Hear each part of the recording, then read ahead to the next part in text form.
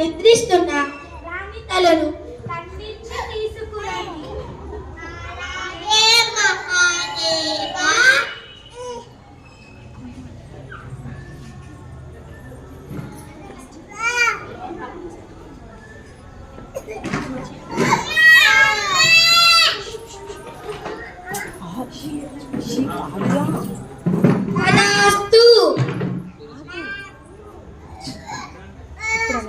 ఈ రూపం చూసి అందరూ నా కుమారుడికి అవహేళన చేస్తారు కదా.